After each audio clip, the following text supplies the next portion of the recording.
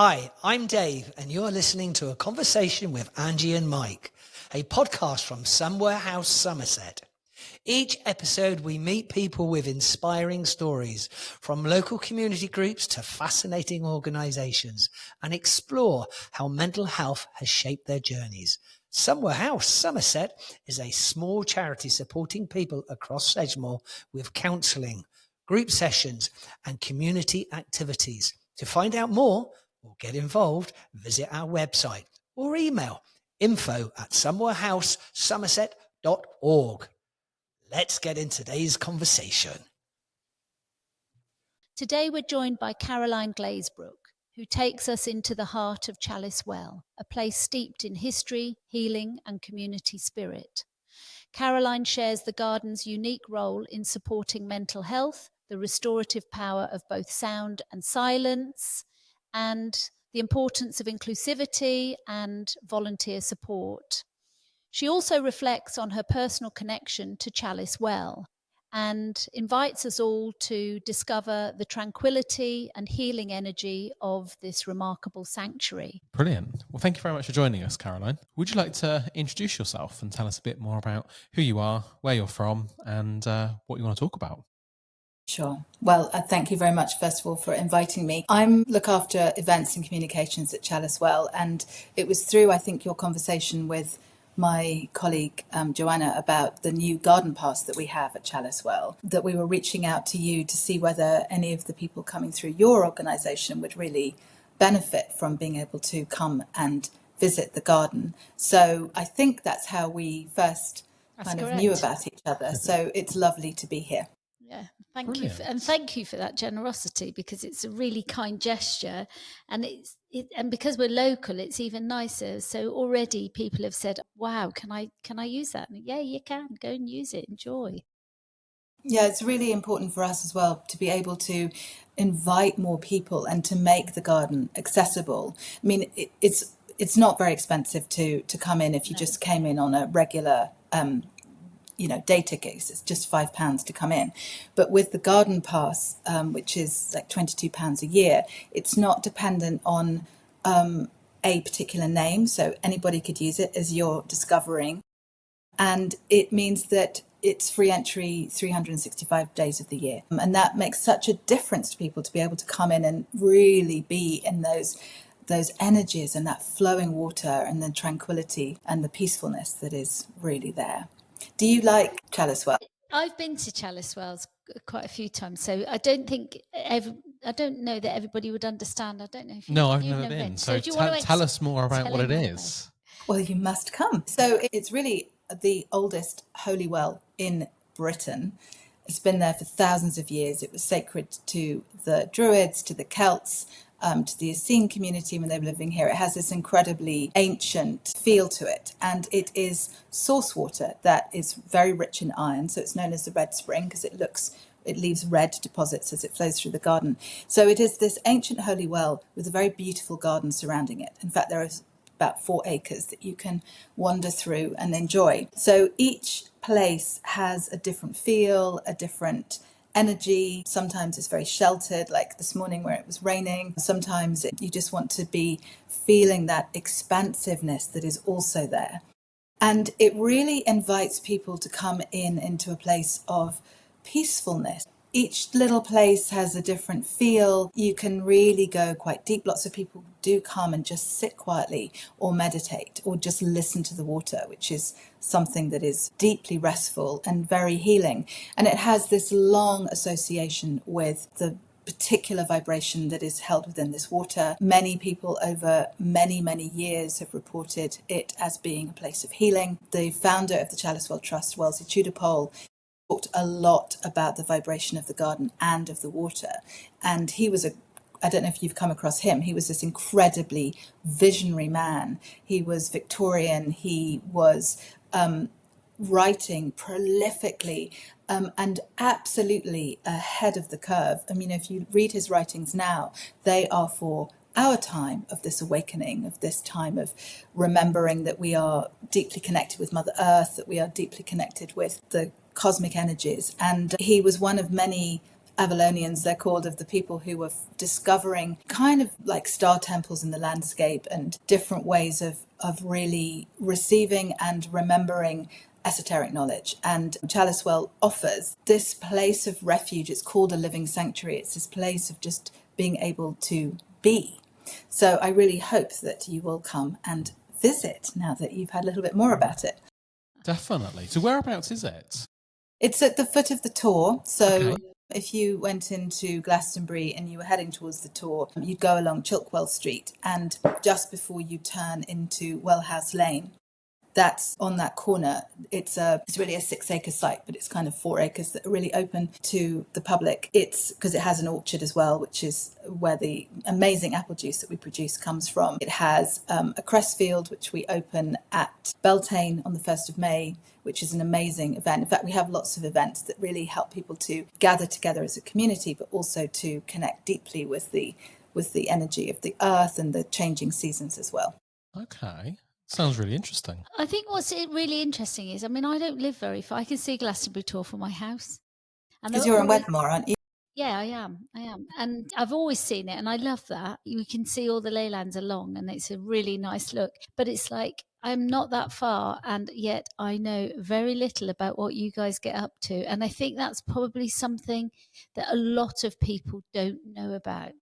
And I think, it's a little bit like our charity. Our charity is based to help people with mental health problems. If you don't promote that for us, we're not very good at putting it out there, really, are we, Mike? Especially on our podcast, we keep getting told off about it.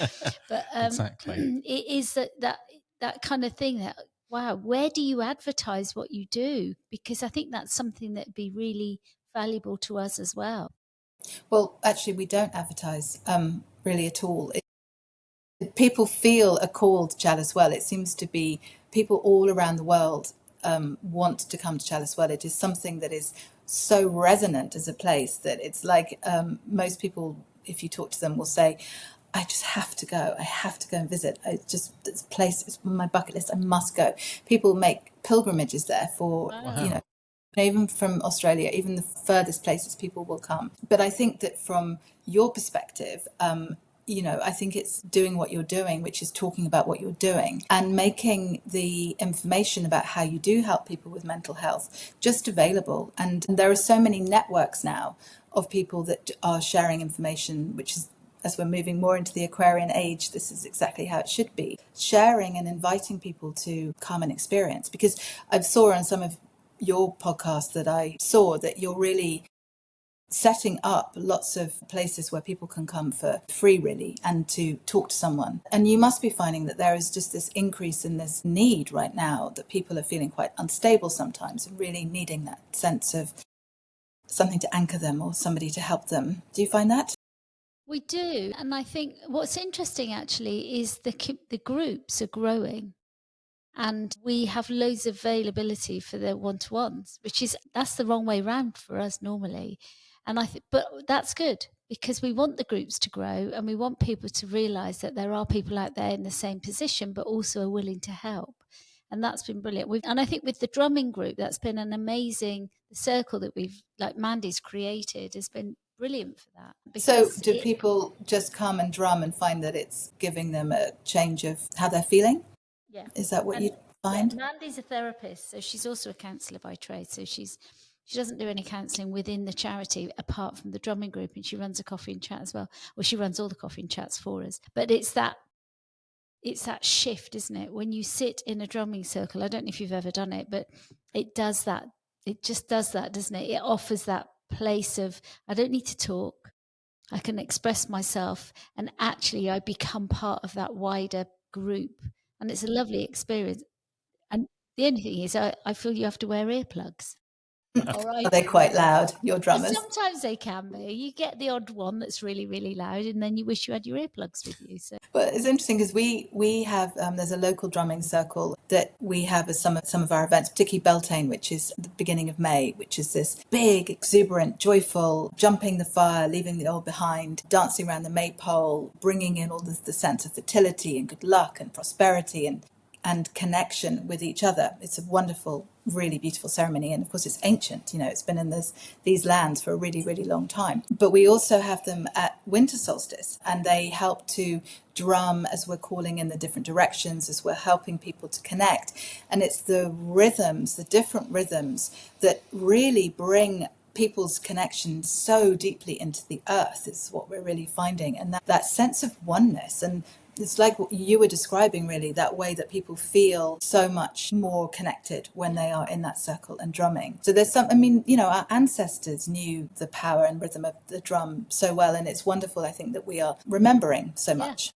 And I think it's that vibration that you don't feel unless you feel it, if you see what I'm saying. And actually, we've been doing some work. I have quite a few people who've had learning difficulties that can't necessarily verbally communicate and sometimes physically struggle, but actually can manage to become part of that group. And it's absolutely amazing to watch. And in fact, Mandy's been doing it for other groups as well, just to help people out. And it's been as a bit of a fundraiser for the charity. And it's really amazing watching the joy that brings to others. Like you said, it's transforming. It's that resonation through music of some kind, and it's just wonderful to watch. Really, really wonderful. It sounds amazing, and something I'm sure that you're expanding. It's clearly working really well, so you must be.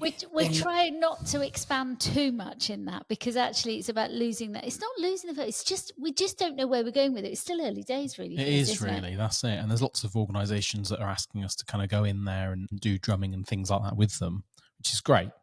But we've only got one Mandy. Yeah. And I'm not a drummer. I am far from being a drummer. So she must have, get really booked up then for your scheduling ahead.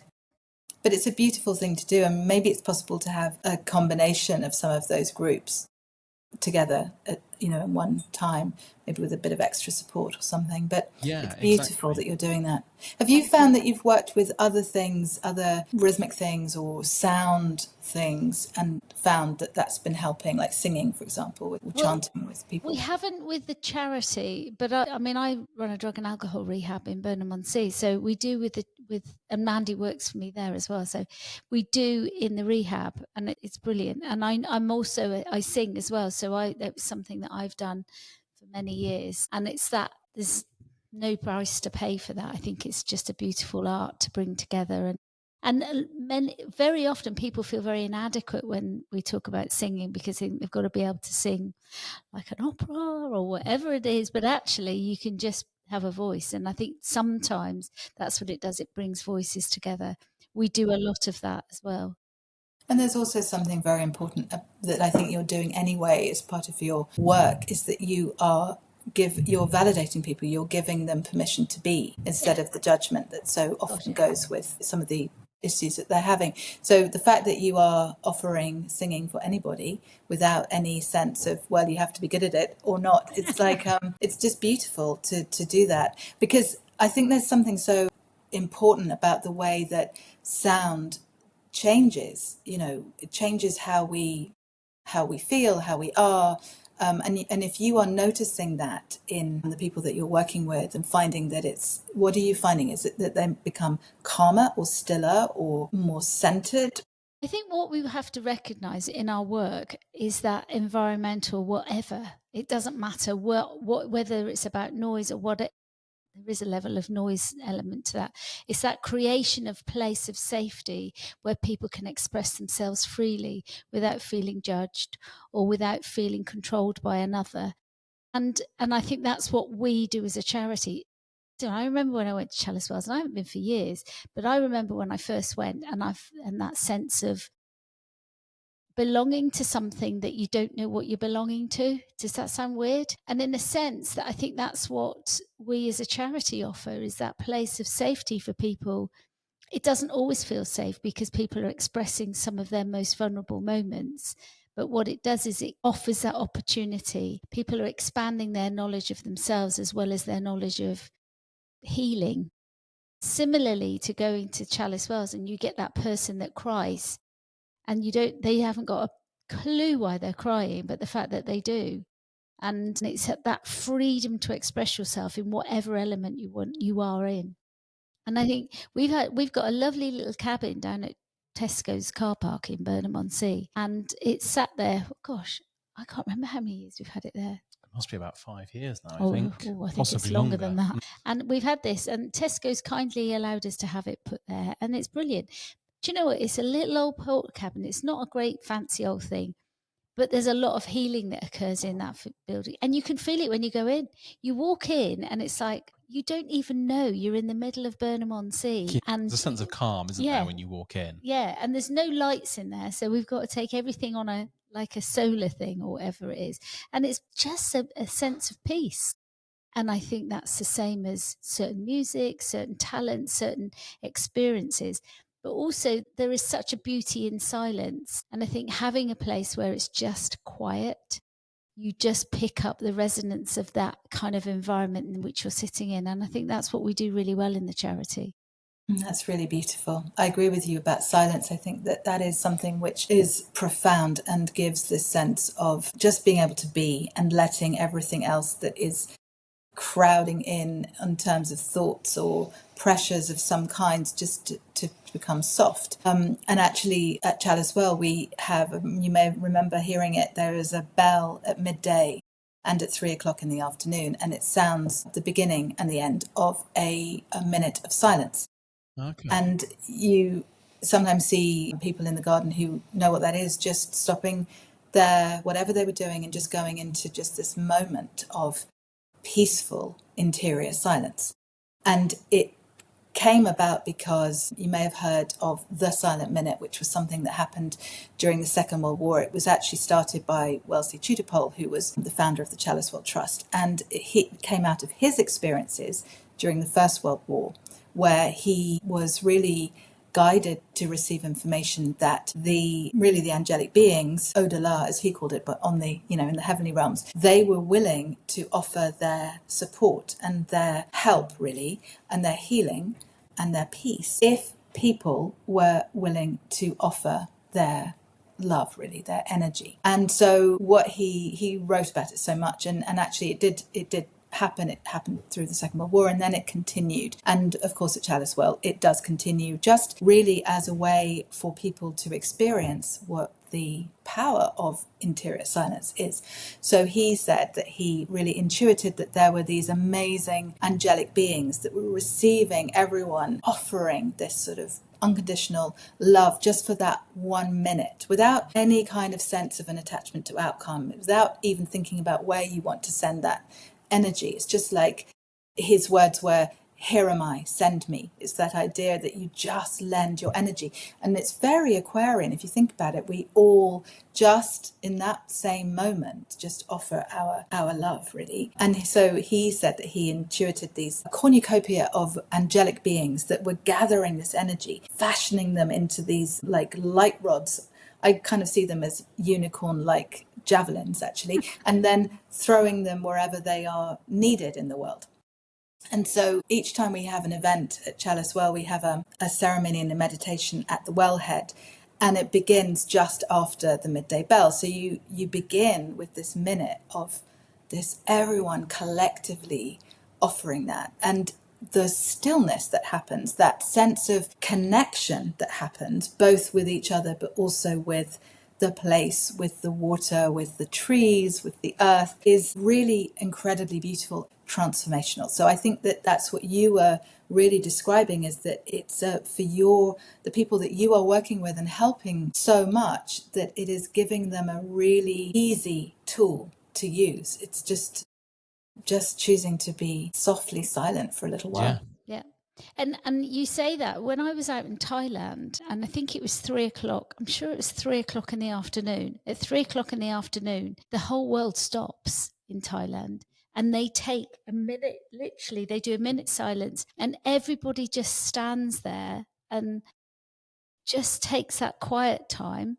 And then and I mean, as a tourist, you do it too. Just it naturally becomes part of your day that you're just having that quiet time. And it's a really lovely time just to do that. But saying that, I think that interference with thought, I mean, I don't know whether you've ever experienced it, but I mean, I experience it quite a lot at the moment because sadly my son passed away 2 years ago. And I've found sometimes that silence can be a little bit too painful, if you see what I'm saying. So if I'm honest, I try and I don't avoid it. I allow myself the silence, but sometimes it just catches me on.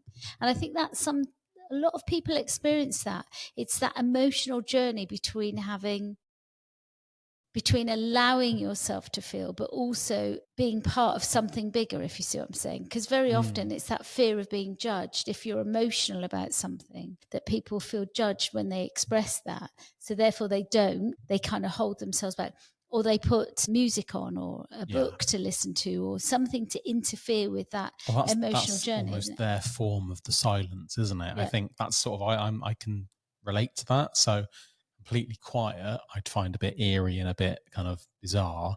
But when you can still feel the world around you kind of operating and you're just quiet for a minute, actually, that's amazing. I love that feeling.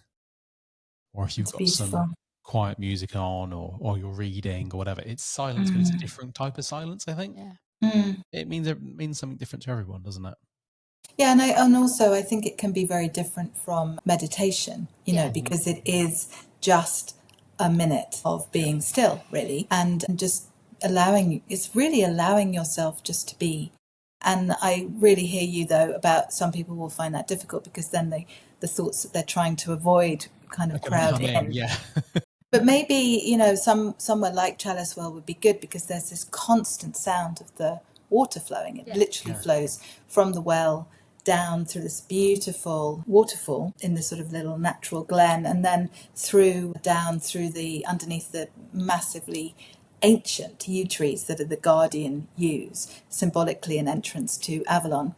And then it goes down into like this curving watercourse on the bottom of the garden on the lower lawn, and so then it flows out into Glastonbury from there, particularly down to Glastonbury Abbey and then beyond. So there is always this sound of water moving and that sense of this continuity of this flow, because that water actually has flown at the same rate, which is about 100,000 litres a day, and at the same temperature, which is 11 degrees centigrade, for thousands of years.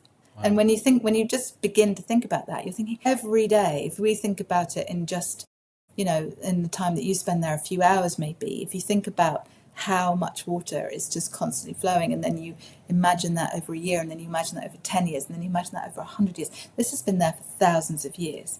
And it's this amazing sense of there is always flow. There is always this amazing energy from Mother Earth really supporting us and holding us. It's funny because I live on the River Axe. Literally, the Axe runs at the back of my garden, and I've moved house. So I've moved from one house to next door. And when I lived in the other house next door, you could hear the rush of the water. So when you were in bed at night time, that's all you heard was the rush of the water coming down. And now I've moved into the house next door. It's not so noisy. And it's not that it was noise. It wasn't noise. It was kind of a level of comfort, exactly as you've just described it. It's that bit away. There's a level of belonging to something. And it was almost like it's our river, because actually nobody else hears the river like we do, because our house is literally on the river. And here it's a different noise. It's weird. It's odd, isn't it? Yeah, it is really odd. And I think as a family, when we had young children, we always went camping. Couldn't afford anything else, so we went camping, and we'd camp right by the river for that same reason, because it was almost that comfort. It's like home.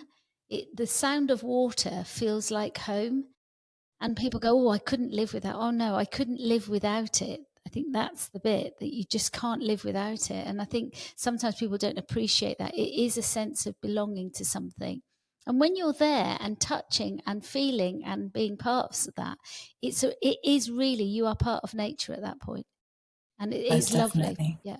And also, you know, we are also, as human beings, we are also 70 to 80% water. So it makes sense that we will feel a compatibility, a resonance, a happy place when we are by water that we really love and that inspires us and that is flowing and making that beautiful sound that you've been talking about.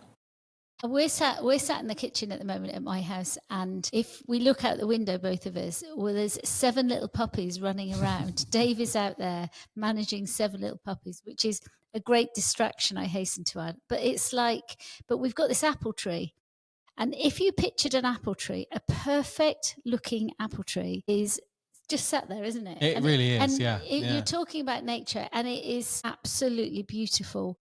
And the amount of people that come here and go, well, I could just sit here. And both Dave and myself sit here and just look at the apple tree. And it's just like, wow, it's not designed to look like that, but it's just happened to look like that. And it's just like, well, that is nature. It's and it sounds, I mean, it sounds perfect, and so very much of Somerset with the Somerset apples and so on. But I'm wondering as well is if you could just take a still shot video, like from one frame of the apple tree, and then maybe overlay it with sound of the water, and make that available for the people that you help, just as a meditation tool, soft tool. Idea, yeah. That's your department, Mike, not mine. So in the rest of the gardens, then what's the setup? Have you got different kind of areas around the gardens? What have you got?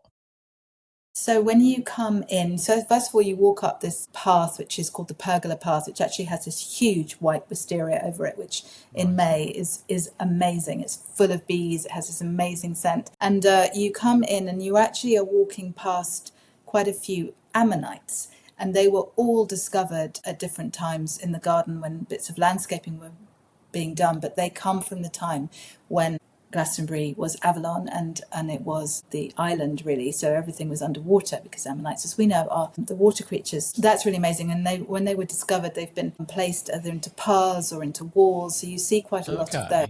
Nice. And again, that's that deep connection with this sense of everything is always this sense of evolution, but also somehow the same, and this perpetual cycle of being able to connect deeply and to be held by Mother Nature, really. So then you come in and you can either continue straight up the path, which has swing seats to go and sit on. It has beautiful trees, I mean amazing trees, like the Grandmother Beech, which is this massive beech tree, an incredible energy, and there's a little seat you can go and sit underneath. And then you walk up and you come to the Lion's Head, which is the fountain that's shaped like a lion that is directly from the wells, though you can drink the water there. Okay. And it does taste of iron, but it has this amazing, I mean, you have to come and try it for yourself. I don't want to tell you what it feels like, but so many people report that it makes them feel, different, I think. And somehow that water is honouring each person who comes as they are honouring the water that comes out. It's somehow a mirror for that connection. And then if you continue, you could go off left and go up onto the meadow, which has views of the Tor, and it has more amazing trees. It's also where there is the Peace Pole, because Chalice Well is also a World Peace Garden.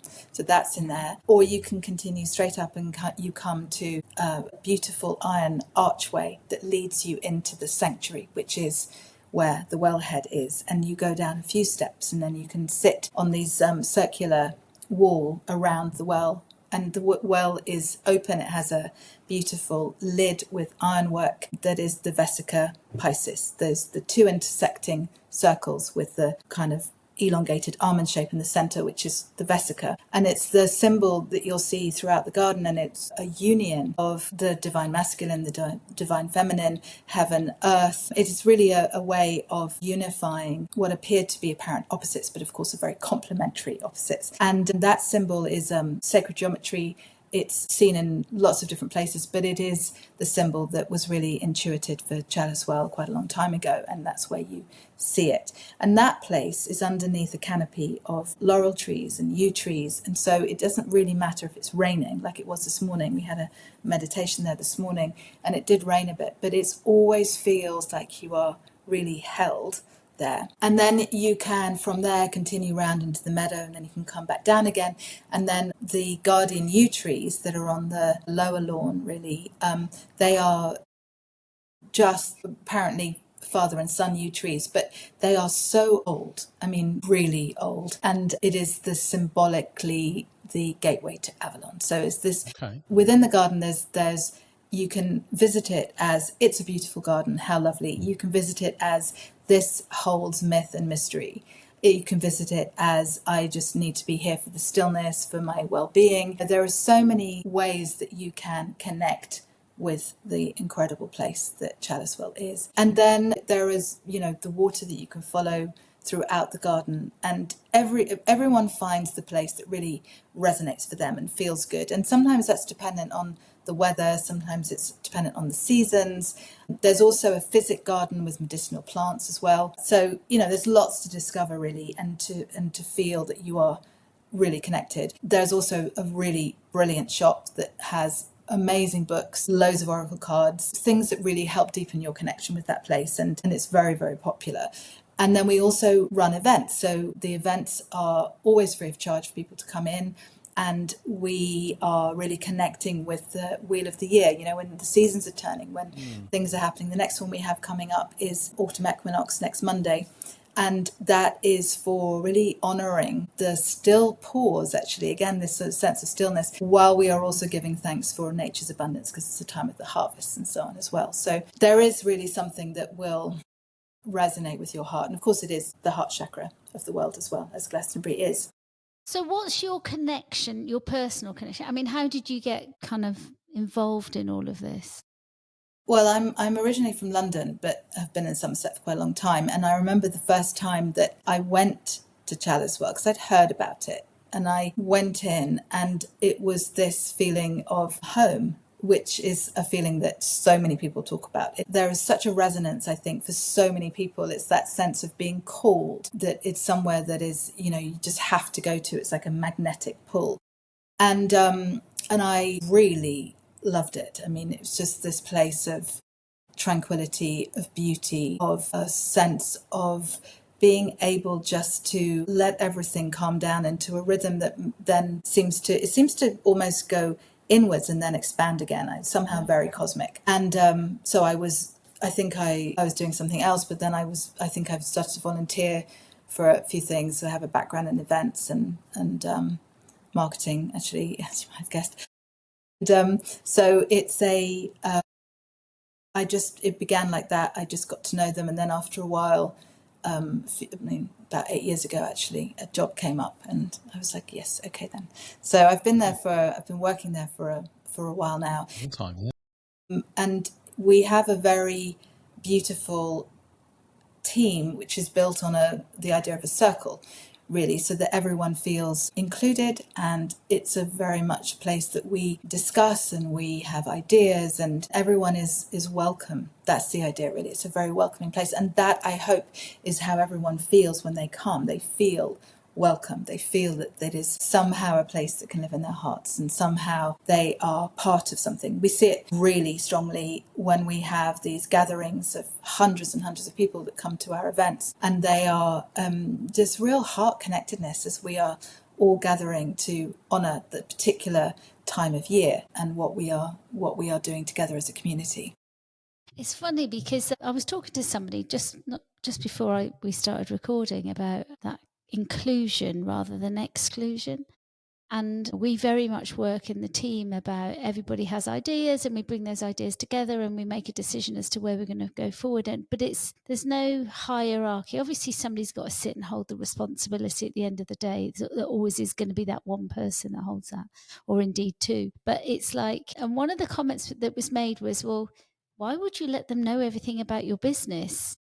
But it's that bit where actually they are the business. Do you know what I mean? People are the business, aren't they? And I think in what you were describing, much how it resonated for me certainly was that bit that if we work together as a team, we're all equal, and there's a level of equality, and then people will bring their ideas and will bring their voices to a situation. And I think so often we exclude people, and so therefore then they feel excluded, and then they leave you. And it's so sad when you lose somebody that they've got a huge value, but just giving them their voice to share what their thoughts and feelings are would just keep them there and help the organisation, whatever they're doing, if you see what I'm saying.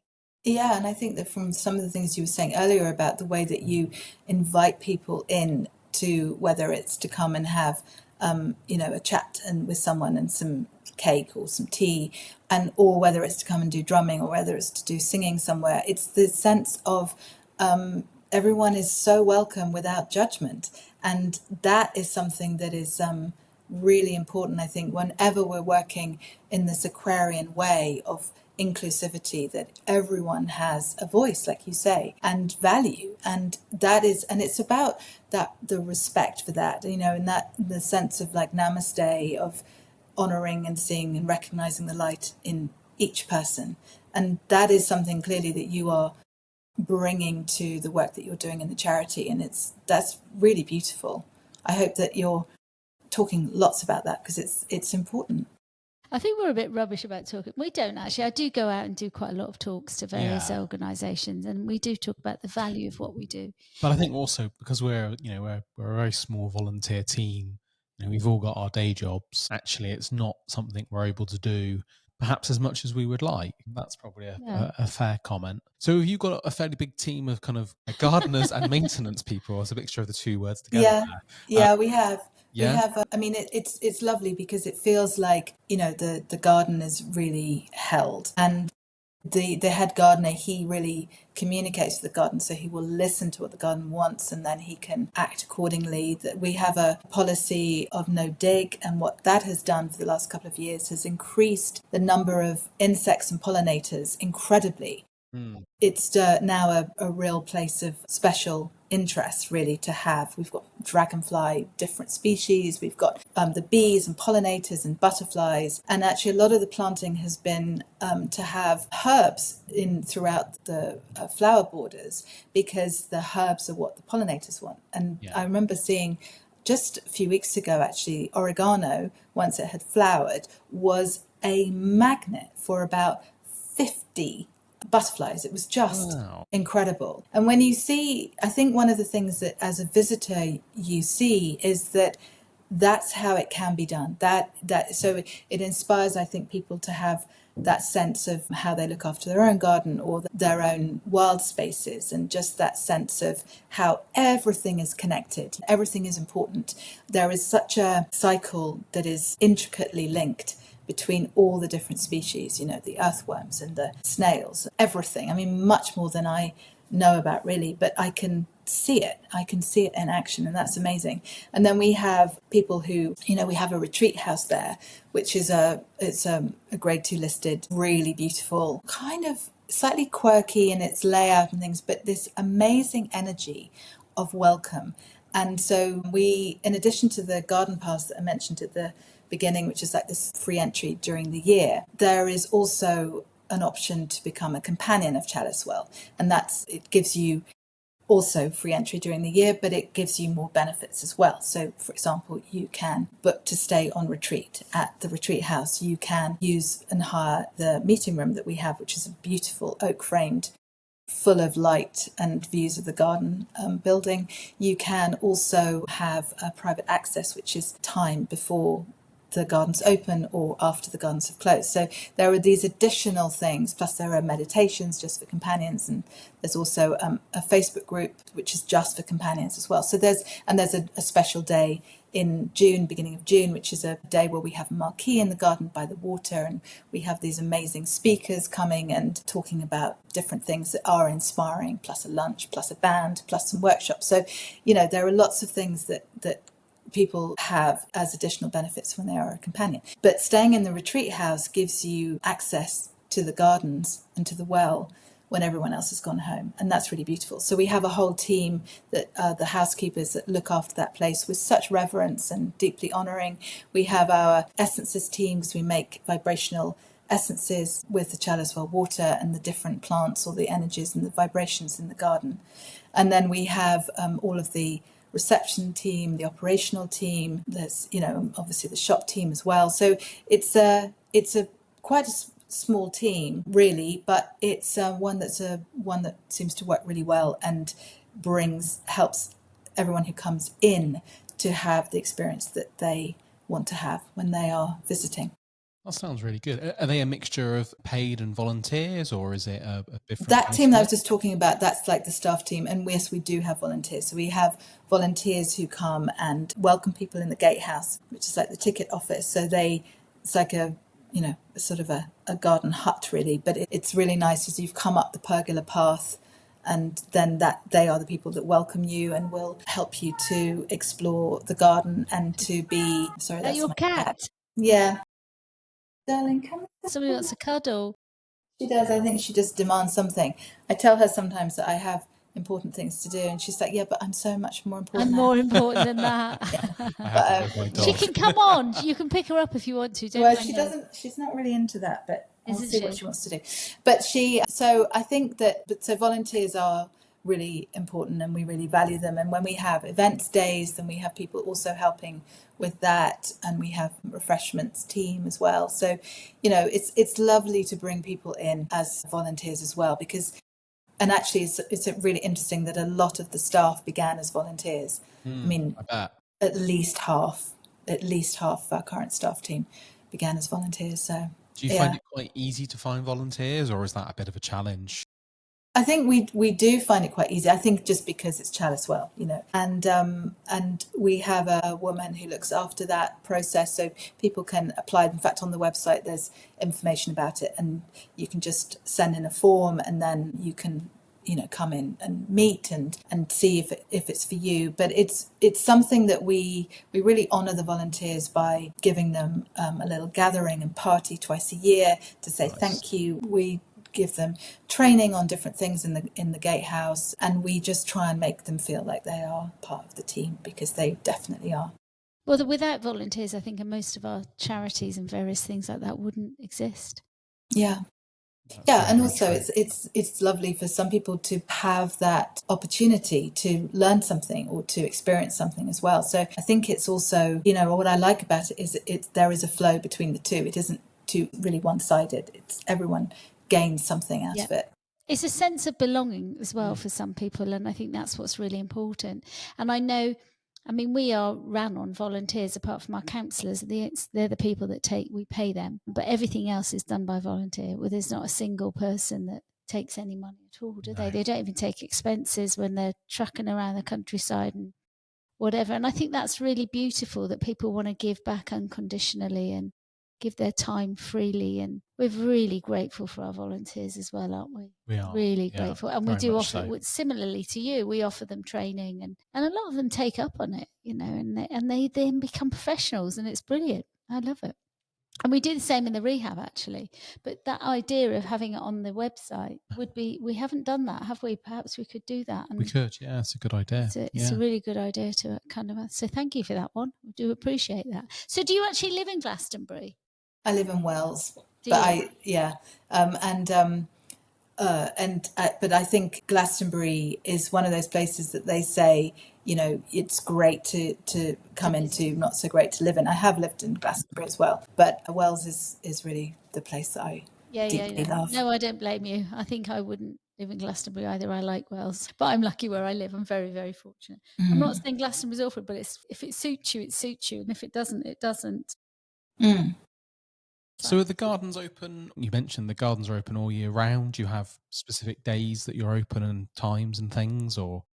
Open 365 days of the year, including Christmas Day and Boxing Day. Slightly reduced hours on those days, and also it's free entry on Christmas Day and Boxing Day between 11 and 3.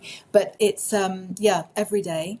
And the garden always opens at 10 o'clock in the morning. And in the winter, it closes earlier. And in the summer, it's open until 6:30. So it gives people a really nice length of time in the garden. Nice. And it's just beautiful. And then with the new garden pass, that is either for one person who can bring in a couple of children as well, and for no extra charge, or a joint one, which is for two people. They don't even have to be together. They can just be friends, or it can be offered to people have some connection somehow. Nice. But with those tickets, the joint one, you can bring in up to 5 children. So they really make it possible for people to come and experience the garden. If people really want the entrance to the garden, but without the additional benefits of companionship, that's really why we introduced the new garden pass. I was going to say, is that why you did it? It's a really good idea. Really good idea. Yeah. Probably, I imagine you'll have a lot more visitors as a result. Yeah, and I think also one of the things that I know Joanna has been doing a lot with, which I think was how she came to you guys, is reaching out to organisations that are helping other people to say, if this is a benefit to you, we would really like to invite you to have this, because we do make a charge for the garden pass. It's £22 for a single one, 35 for a joint one. So again, it's really quite inexpensive for a year's entry with up to 5 children. But for the charities, we are really offering them free of charge to say, please come. We would really like to welcome you to come and visit, and for your people to benefit as well.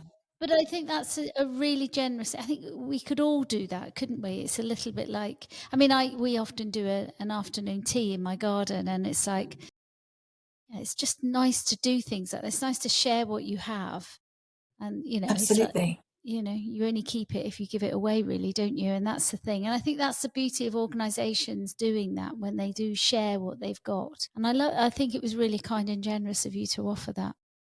Thank you. That's a real pleasure.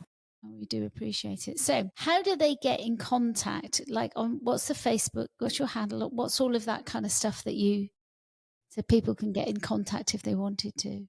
The website is chalicewell.org.uk. Mm-hmm. And if you go onto Facebook, it's obviously facebook.com, and then it's the Chalice Well. And it's also on Instagram as Chalice Well Shop. And then there is a private companions group on Facebook as well, which is Companions Official. There are different ways that people can get on. There's information on the website, and you can kind of begin there. And hopefully just come and visit, because that's the best way of experiencing the garden. Brilliant. Absolutely brilliant. I'd just like to say thank you for coming, and thank you for approaching the charity. We do really appreciate your help. But also, it's been really nice to meet you. It's nice to put a face to a name as well, isn't it? Well, likewise. And obviously, when you are both coming to the garden, please let me or Joanna know, and we would love to, show you around ourselves. And then definitely, that'd be lovely. It'd be really good. And also, if we can do anything for you guys, if you ever want me to come and do any talks or anything like that, I'm always happy to do that. Always. Thank you. That's really good to know. My pleasure. I will put that on my list of possible events. So thank you. That's good. Yeah, I'd offer the same, but you don't want to hear me talk. He talks about IT. It's really boring. Could be useful, though. Yeah, very useful. Well, thank you so much for coming on the podcast today. It's been great. Yeah, we'll hopefully see you at Chalice Well very soon. That's wonderful. Thank you very much for inviting me and for having me. Take care. See you again. Bye.